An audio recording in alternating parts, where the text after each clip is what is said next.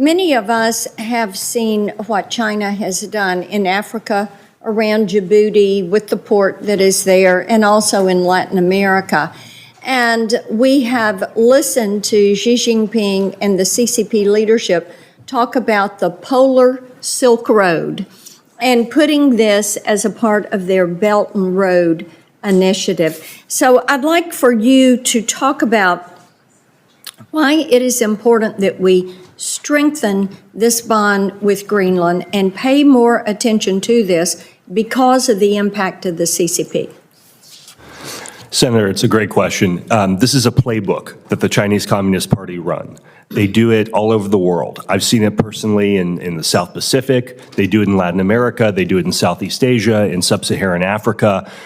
They start by, you could call it the Belt and Road Initiative, you can call it the Polar Silk Road, whatever terminology they want to use. But what it is predatory lending, primarily usurious interest rates for what we often call white elephant projects, projects that very often serve no economic purpose.